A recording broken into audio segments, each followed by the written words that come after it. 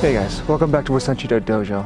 And today we're gonna flex some ninjutsu muscles. We're gonna flex shinobi no jutsu muscles. So jump out in front of your house, get some sun, and let's get started. So I came out this morning to get my morning sunlight, and I was like, how can I flex some ninjutsu mindset or my ninjutsu muscles when I'm just standing right here? First things first, observing your surroundings.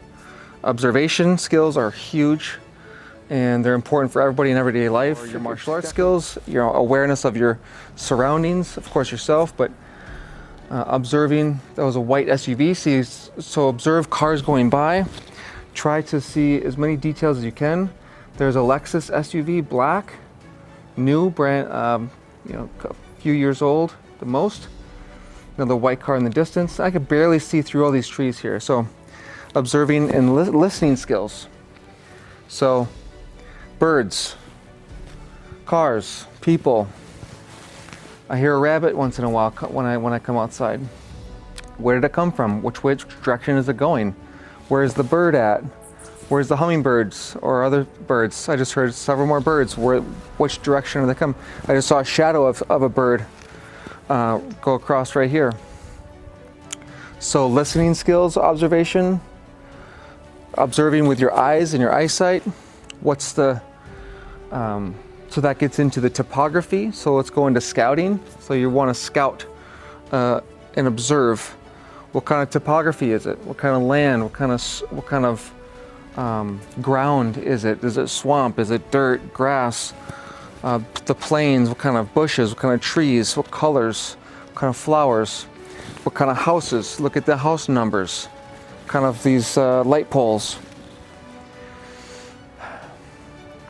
Hey, what's the temperatures like? What's the temperature like during the day and night? Where does the arc of the sun go? What time of year is it?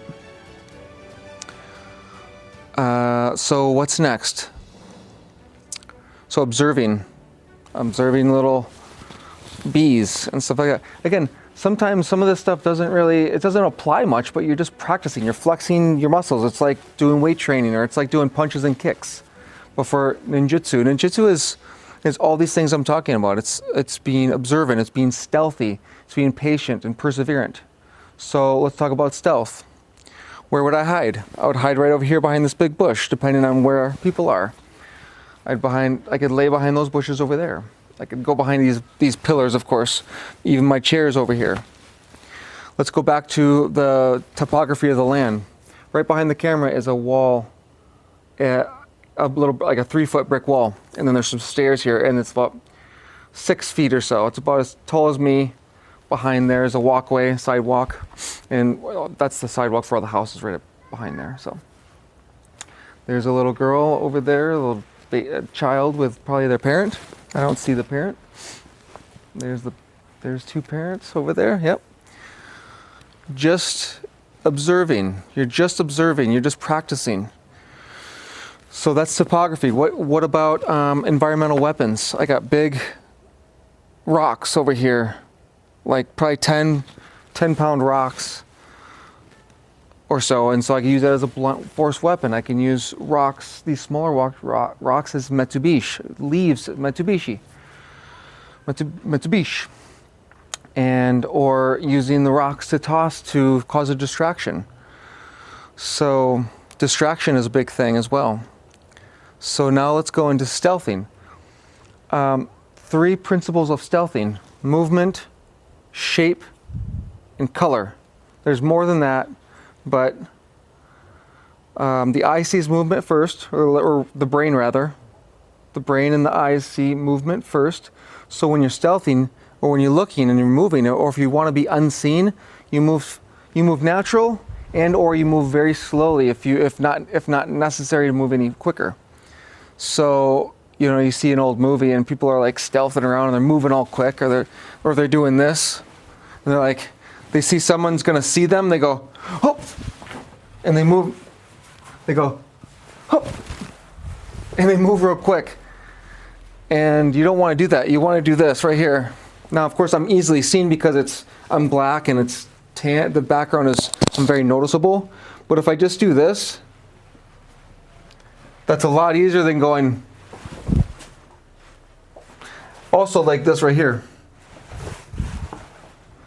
It's much easier to see if I just go like this.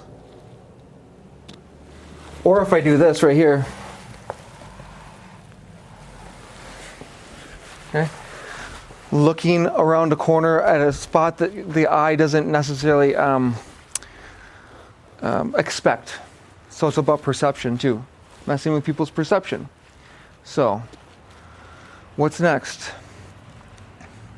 So the shape. So that's movement, shape of the body. The head and the shoulders are very, very perceivable. So you want to break that up by doing stuff like this with your hands. If you're in the woods and you're doing this, your shape is going to be, it's obstructed, or using leaves or even sticks in your hands, like this or like this.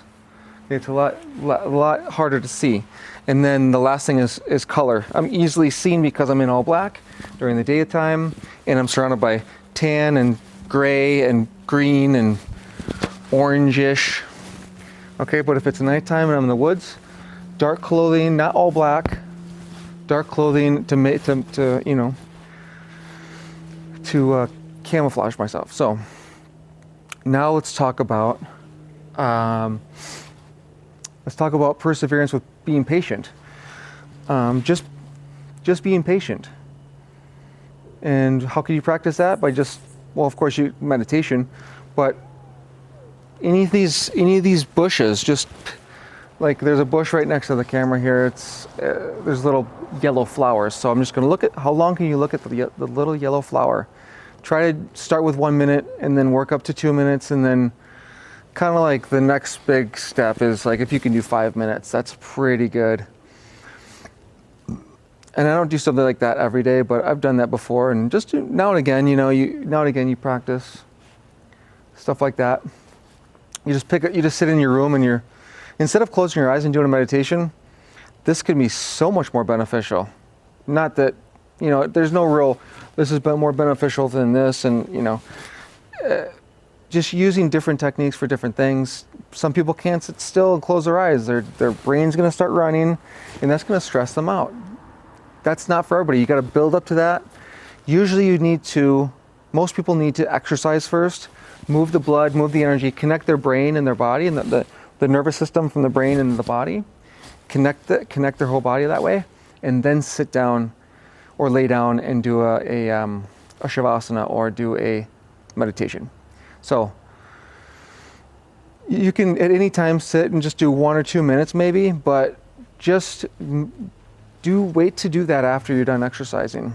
Even just a 5-10 minute exercise or movement, go for a walk, and then after you're done walking, go take a seat outside preferably and just look at a bush and look at a flower or for a minute or two, and then try to observe and watch a bird. Try to follow the bird, see where it goes.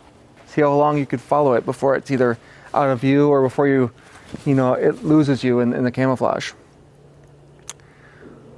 So again, it's easy to, if a bird is moving around, it's easy to see because it's movement.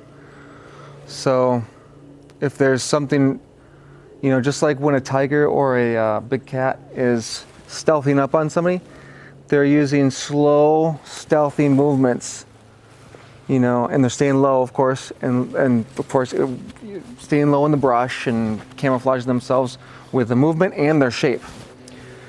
So,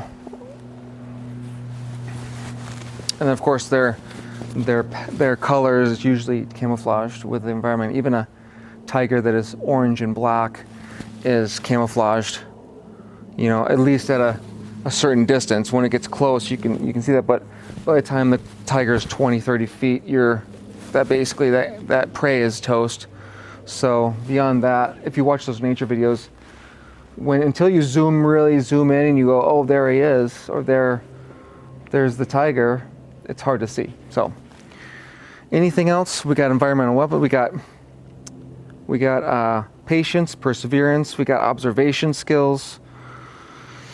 We got camouflage skills, escape and evasion. So escape and evasion, we got. You can each of these houses. Some of these houses have the little fence, but this side of my house does not have a fence. You can just run right through. So knowing things like that, I mean, unless you know that, but you know, again, this is just practicing, like knowing your environment. Like I'll go to somebody's house that I've never been to before, and I'll like within 10 seconds of walking into the house, I'll go, okay, there's the exit. I can run through the house. There's a fence over here. Don't go that way. You know, oh, the fence is that high. I'm not going to be able to get over that very easily. And all this happens in a few seconds because I've practiced it for so many years. Just naturally, as you walk around and you notice things, just being observant. So back to escape and evasion. You're just practicing thinking, being strategic. That's all you're doing. You're not like, well, I'm at my house and nobody, you know, the chance of am I going to have to do any escape and evasion tactics around my house? Well, first of all, you never know.